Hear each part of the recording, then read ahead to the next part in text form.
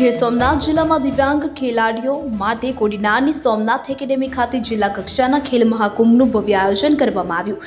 આ સ્પર્ધામાં 300થી વધુ દિવ્યાંગ ખેલાડીઓ ઉત્સાહભેર ભાગ લીધો હતો। ખેલાડીઓએ 100 મીટર દોડ, ભાલા ફેંક, ચક્ર ફેંક, ઘોડા ફેંક, લાંબી કૂદ, ઊંચી કૂદ અને સાયકલિંગ જેવી વિવિધ સ્પર્ધાઓમાં પોતાની શક્તિ અને કૌશલ્યનું પ્રદર્શન કર્યું હતું। સ્પર્ધાને અંતે જે ખેલાડીઓએ પ્રથમ સ્થાન પ્રાપ્ત કર્યું છે તેઓ હવે રાજ્ય કક્ષાના ખેલાડી મહાકુંભમાં ગીર સોમનાથ જિલ્લાનું પ્રતિનિધિત્વ કરશે અને જિલ્લાનું નામ રોશન કરશે। જિલ્લા કક્ષા દિવ્યાંગ ખેલ મહાકુંભનું આયોજન સોમનાથ એકેડેમી કોડીનાર ખાતે કરવામાં આવ્યું છે।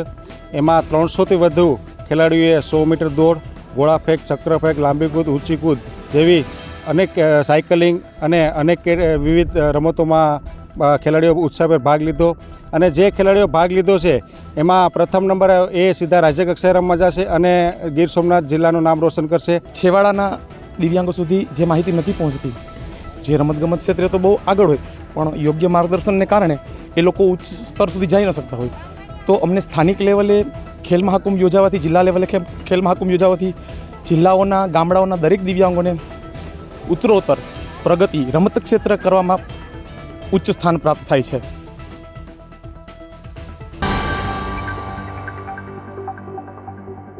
આવા રસપ્રદ સમાચાર જોવા માટે અમારી YouTube ચેનલને શેર, લાઇક અને સબસ્ક્રાઇબ કરો।